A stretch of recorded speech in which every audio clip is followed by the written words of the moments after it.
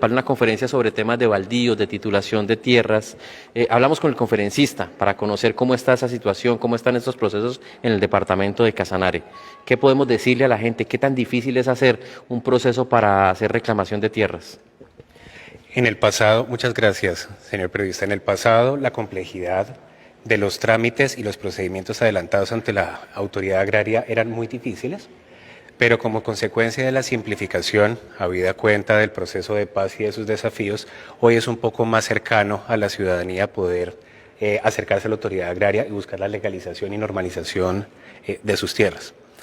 Este escenario del curso teórico-práctico que estamos acompañando en la ciudad de Yopal es una oportunidad de acercar a las personas interesadas en estos temas que por razón del gobierno del señor presidente Petro y de las circunstancias que han rodeado la implementación del acuerdo final para la implementación del conflicto y la construcción de una paz estable y duradera, nos permite abrir herramientas y acercamiento a estos temas que son desconocidos para la ciudadanía y para muchos profesionales de interés. En el caso de la situación que se presenta, estuvieron esta mañana hablando justamente de la legalización de algunas urbanizaciones que nacieron de manera ilegal en la ciudad de Yopal. ¿Cómo ven desde la academia estos procesos? Sin duda, uno de los retos más significativos son alcanzar la seguridad jurídica en la propiedad y en la tenencia de la tierra, sobre todo en conceptos tan complejos como el de los bienes baldíos y el de los bienes de propiedad privada, sobre los cuales existe un marco regulatorio que ha sido complejo y del que se ha ocupado la jurisprudencia constitucional en una sentencia reciente expedición, la sentencia SU 288 del año 2022. De modo que, independientemente del tipo de problemática que se encuentre, es necesario que tanto la administración como los profesionales de las ciencias jurídicas y aquellos interesados en la gestión de estos temas tengan una aproximación tanto a la realidad práctica como teórica de estos asuntos, propios de la normalización de la tenencia y la solución de los problemas de seguridad jurídica que en general en Colombia encontramos en sus distintas latitudes. Pero en ese sentido, ¿ustedes han analizado si el mecanismo de incorporación y de legalización de ese tipo de terrenos a un esquema de mejor ordenamiento del uso del territorio en Yopal sí se está realizando de manera adecuada? Hay quienes plantean y expresan reservas en torno a esa iniciativa de legalización de todos esos asentamientos ilegales que está adelantando el actual gobierno municipal.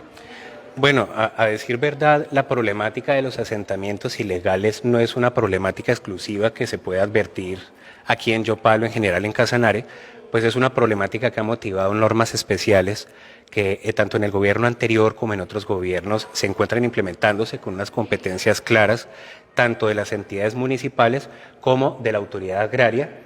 Y en cada uno, de acuerdo al principio de legalidad, tiene su propio marco regulatorio y su forma de resolver los conflictos. Entonces, no me refiero específicamente a la situación de Yopal porque tampoco hace parte del discernimiento que estoy expresando en la conferencia, pero como usted lo manifiesta, sin duda es un tema de interés que repercute en toda la geografía nacional y precisa que cada una de las entidades públicas con competencia lo resuelvan con la intervención propia de los términos. ¿Y las herramientas de las que actualmente disponen los municipios para ese tipo de procedimientos tienen el alcance suficiente para que se hagan unas normalizaciones de uso de la tierra, en este caso los asentamientos, ajustados a ley?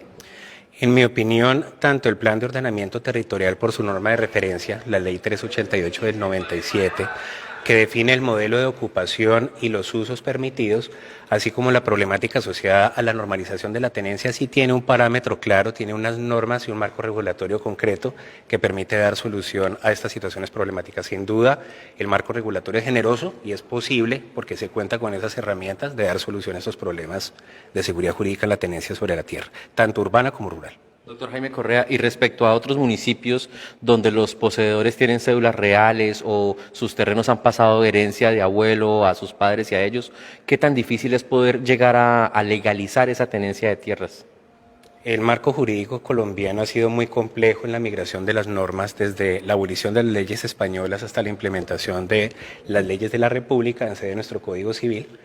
Las cédulas reales en su momento eran instrumentos a través de los cuales, bajo la merced del rey, se podía acceder a las tierras, pero vinieron cargas de normas posteriores que requerían de la inscripción de esos títulos o pena de perder su eficacia. Eso quiere decir que en cada caso es necesario que la autoridad con competencia evalúe si estas cédulas reales fueron inscritas y si tienen la eficacia jurídica para poder sostener esos títulos o de lo contrario no hacerlo. Entonces cada caso es un universo particular para efectos de dar una solución. No es una solución amplia o digamos generalizada. Hay que verlo en cada caso. Caso, por ejemplo, emblemático a nivel nacional fue el famoso tema de los comuneros del Cusiana, que a partir de la o la tenencia, mejor, de unas titulaciones de la época de la colonia, alcanzaron a percibir derechos sobre el subsuelo durante los primeros años de la explotación petrolera en Tauramena. Bueno, normalmente por norma constitucional el subsuelo le pertenece al Estado, salvo que existan excepciones en donde alguien pueda aducir un título, en donde pueda tener dominio sobre el subsuelo. Entonces la regla general es que el subsuelo no le pertenece a ninguna persona en particular, sino en general le pertenece como activo al Estado. De nuevo, quisiera plantear que uno debe centrarse en cada caso, en revisar si realmente existe un título que legitime un derecho o no, pero eso hay que evaluarlo de nuevo en cada una de las circunstancias que rodean situaciones problemáticas. Este curso teórico práctico dice que está hoy y mañana. ¿Quiénes de los que nos están escuchando, como quiénes cumplen el perfil para llegar y obtener de pronto información que les sirva? El derecho de tierras y en general el derecho maneja un lenguaje y una jerga muy técnica. Y el propósito, bajo la invitación que se nos efectuó por parte de la doctora Edith Guerrero, a quien agradezco públicamente por su generosidad al traernos a la ciudad de Yopal, era justamente acercar a personas de distintos perfiles con interés sobre el tema. No es un cursillo dirigido solamente a abogados, aquí hay perfiles de ingenieros catastrales y de otras ciencias y dedicados a otras actividades. De modo que la idea es la simplificación del lenguaje para acercar a todos este importante tema de las tierras, de la adjudicación de los baldíos y de los procedimientos especiales agrarios. Uno de los motores más grandes de los conflictos sociales en Colombia ha sido precisamente la discusión sobre la justicia en la distribución de la propiedad de la tierra. La legislación que está impulsando el actual gobierno, ¿cuáles son, digamos, como los aportes fundamentales que se hacen apuntando realmente a evitar que esos fenómenos se sigan produciendo en el futuro? ¿Realmente estamos a puertas de una legislación que efectivamente le va a dar justicia a la propiedad de la tierra en nuestro país? Bueno, yo no podría dar una respuesta de carácter político porque lo mío es el estudio de la academia, pero en una revisión de las normas, observando la actuación dentro del gobierno del señor presidente Petro, uno puede apreciar que tanto la implementación de la reforma agraria como el cumplimiento del punto 1 del acuerdo final para la terminación del conflicto tiene instrumentos sólidos que permiten resolver los problemas de la tenencia de la tierra. Pues, como todos ustedes conocen, el eje estructural del conflicto armado interno en Colombia vino por el problema asociado a la tierra, por el problema en la precariedad de su acceso y porque solamente con la dotación de tierra no se resuelven las situaciones problemáticas del campo, pero estimamos que tanto bajo la Ley 160 del 94, el Decreto Ley 902 de 2017 y las normas que en materia agropecuaria se encuentran vigentes serían suficientes para poder resolver el problema de la tenencia, tanto en los desafíos del acuerdo como en los derroteros generales del Estado. Pero, por ejemplo, hay quienes temen que un nuevo ordenamiento jurídico alrededor de la propiedad de la tierra llegue a violentar la tradición de propiedad que tienen algunas personas desde hace varios años bajo los actuales esquemas. ¿Eso podría llegar a suceder? ¿Se podría estar abriendo la puerta a que se den expropiaciones y temas de abordaje violento de la propiedad de la tierra, violento en el sentido jurídico, en el sentido técnico de la palabra? Yo creo que el derecho como instrumento de paz social implica un equilibrio. Y desde la propia lectura de la norma constitucional, el artículo 58 protege la propiedad y los derechos adquiridos conforme a las leyes civiles. De modo que no puede el Estado de forma deliberada vulnerar los derechos de quienes son adquirentes y encuentran legitimados sus títulos. Hay unas figuras que generan mucho escozor en el movimiento social, como la extinción de dominio, la expropiación, pero esas no son figuras nuevas. Si ustedes observan normas como la Ley 200 de 1936, la propia Ley 160 de 1994 son figuras que ya existían para efectos de garantizar el ejercicio de la función ecológica y social de la propiedad y en particular de la expropiación, de garantizar la efectividad del interés general sobre el interés particular. Entonces, son instrumentos que tienen enfoques muy claros desde la norma agraria, desde la norma jurídica, y existe un contrapeso o una cortapisa desde la lectura constitucional. Así que eso no podría implicar en ningún caso un abuso del derecho ni una injerencia política que lesione los derechos de terceros. Bueno, doctor Jaime Correa, para las personas que de pronto están viendo esta transmisión a través de los diferentes medios, cómo poder contactarlo a usted o a la doctora Edith o a las personas que tienen el conocimiento y la experticia sobre el tema para resolver inquietudes. Bueno, yo, por la fortuna que me ha brindado la vida y mi trabajo, me doy a la academia en la Universidad Externa de Colombia, en donde he prestado mis servicios como docente. Siempre he estado de puertas abiertas. Y la doctora Edith Guerrero, una connotada jurista en estas tierras casanareñas, lleva con muy buen crédito el ejercicio de la profesión en estos temas. De modo que con ella tendrían una muy buena guía para resolver todo este tipo de intersticios sobre las tierras. Otros temas ligados a lo que es, por ejemplo, asuntos fiscales y tributarios tienen que ver con las propuestas de los catastros multipropósitos y demás. ¿Esto realmente qué tanto impacta el bolsillo del poseedor de un predio?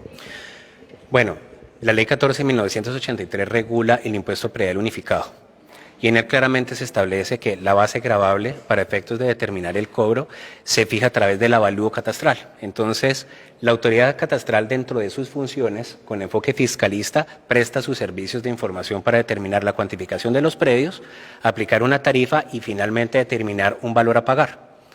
El catastro multipropósito es una figura muy relevante para los temas de la reforma rural integral. Es una figura que desde los planes de desarrollo anteriores precisa su incorporación y justamente tiene un enfoque que trasciende este enfoque fiscalista. Como tuvimos oportunidad de comentar a quienes nos acompañaron en el primer bloque del curso de esta mañana, una de las grandes deficiencias del Estado en vía de corregirse es la carencia de información y hacia allá apunta la implementación del catastro multipropósito, que en buena hora debería empezar a implementarse. ¿Cómo se esconde la información de un bien tangible? El problema es que el Estado ha tenido barreras para mantener de forma constante esa información.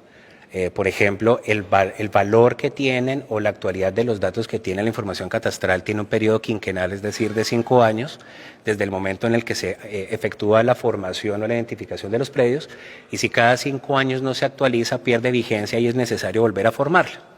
En Colombia la desactualización catastral es muy grande. Si ustedes revisan los COMPES que dan sustento al catastro multipropósito, las cifras hablan por sí solas y justamente ese problema de la simetría de información es lo que busca corregir el catastro multipropósito. Además, porque dentro del estándar de administración de tierras de la nación tenemos el modelo LADM, norma 19152, que establece la necesidad de tener una información actualizada para tomar decisiones de ordenamiento y gestión de política pública. Si lo fijamos en un periodo de tiempo, ¿en cuántos años estaría desactualizada la información catastral de nuestro país? Bueno, la información catastral de nuestro país ha afrontado durante mucho tiempo y sobre todo en los municipios, en los antiguos territorios nacionales, unas deficiencias patentes o muy claras. De nuevo los invito a revisar los COMPES porque allí existe una relación de cuáles son los umbrales y los problemas de información, pero sin duda alguna, tal vez en las ciudades capitales hay un grado de certeza sobre esa información, pero en aquellos sitios más recónditos del país todavía nos falta mucha información por estructurar para tomar decisiones. O sea que nos falta bastante.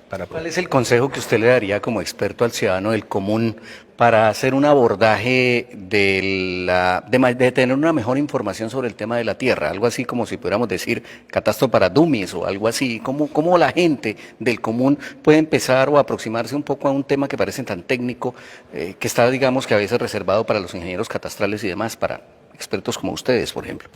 Yo creo que la curiosidad es el motor que siempre mueve las sociedades y en este momento hay una aproximación a la ciudadanía a partir de las distintas entidades públicas que intervienen en el catastro.